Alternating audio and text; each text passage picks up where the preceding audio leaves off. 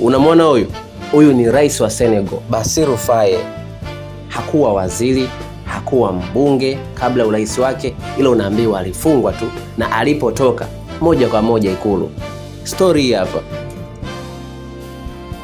Mwaka 2007 Bassirou Faye akiwa mkaguzi wa kodi huko Senegal alikutana na Ousmane Sonko, wote wakiwa wafanyakazi wa idara ya kodi huko nchini Senegal.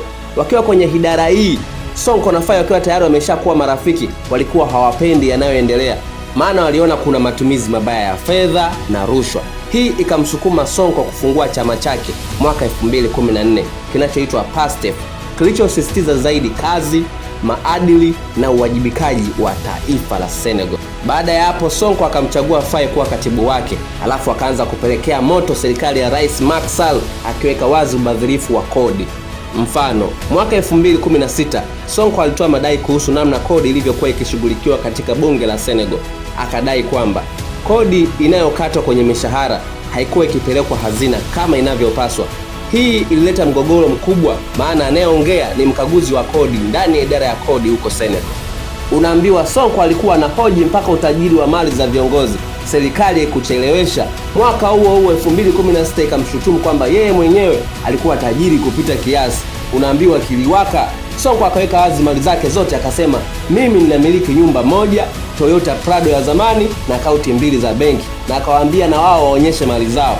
Unaambiwa baada ya hayo, tarehe 29 mwezi wa 10 2016, Rais Macky Sall akamfukuza kazi Sonko kwa sababu ya kukiuka wajibu wa kutunza siri. Wazungu wanasema duty of confidentiality. Sasa unaambiwa kupoa, ila akahamia rasmi kwenye siasa, na mwaka 2017 akawa mbunge tena kupitia chama chake cha PASTEF, na mwaka 2019 alijaribu kugombea urais lakini akashindwa, ila alikuwa mshindi wa 3. Mpaka inafika 2021 unaambiwa Sonko alikuwa mpinzani mkuu wa serikali ya Rais Macky Sall. Unaambiwa mambo yalianza kuharibika mwezi wa pili 2021 alipojitokeza mwanamke mmoja aliyeitwa Adji Raby, mfanyakazi wa saluni ya massage iliyoitwa Sweet Beauty huko Dakar. Alimshutumu Sonko kwa mara kwa mara na kumtishia Sonko akakanusha, akasema tuma hizo ni mpango wa kisiasa wa kumzuia kugombea urais mwaka 2024. Hivi unajua tukio lilikuwaje? Tulia hapo nikupe story. Unaambiwa Sonko alisema mbele ya mahakama kuwa ni kweli alienda Sweet Beauty saluni kwa ajili ya massage. Binti Adji akasema wakati anamfanyia Sonko massage, Sonko na akamtishia Unaambiwa mambo yalikuwa deep, watu wakaandamana kupinga kukamatwa kwake, na kwenye hayo maandamano takriban watu 14 walipoteza maisha. Okay, tuachane na hii kesi ya huyu binti ile ikumbuke, alafu tuje sasa tarehe 30 mwezi wa 3 2023 ambapo Sonko alishtakiwa kwa defamation, ambapo chanzo chake kilikuwa ni mpango wa serikali ya Senegal unaohusu maendeleo ya kilimo na ajira kwa vijana. Unaambiwa Sonko alifanya press conference akimshutumu Mame Mbaye Niang, waziri wa kilimo, kuwa anahusika kwenye upotevu wa franc bilioni 29. Unaambiwa Mame akamshtaki Sonko kuwa amemharibia jina. Hii sasa ndio ikawa kesi iliyomtoa Sonko kugombea urais 2024. Hapa sasa ndio Bassirou Faye anaingia, katibu wa chama cha PASTEF, kumtetea mwenyekiti wake. Unaambiwa siku moja aliposti akilalamika namna mfumo wa haki ulivyokuwa ukishughulikia kesi ya mwenyekiti wake Sonko. Unaambiwa Faye aliweka wazi kuwa endapo Sonko atapatikana na hatia kwenye kesi ya defamation inayoendelea, hiyo itamtoa kugombea urais mwaka 2024. Unaambiwa tarehe 14 mwezi wa 4 2023, Faye akiwa anatoka kazini kwenye ofisi yake alikamatwa kwa kosa la kudharau mahakama, kusambaza habari za uongo na kuchochea uasi. Kwa hiyo Bassirou Faye akaswekwa rumande.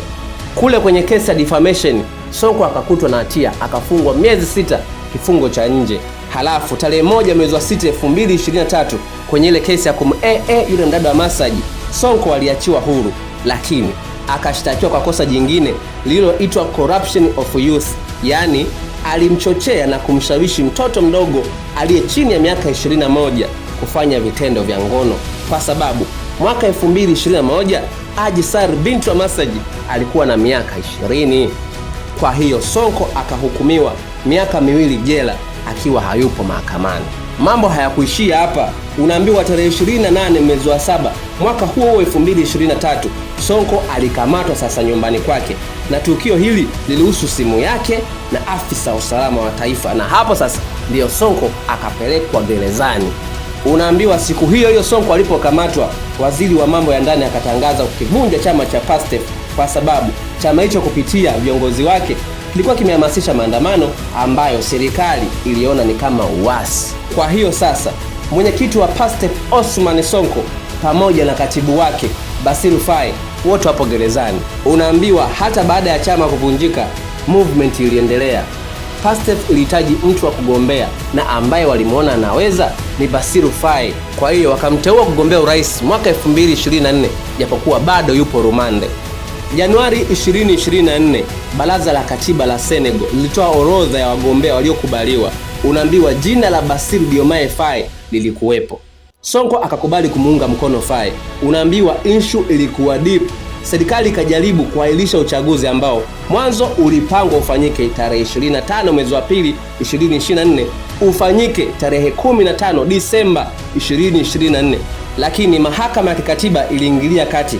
Kwa hiyo uchaguzi ukapangwa kufanyika tarehe 24 mwezi wa 3 2024. Baada ya haya yote, serikali ikaanza kutafuta njia ya kupunguza mvutano.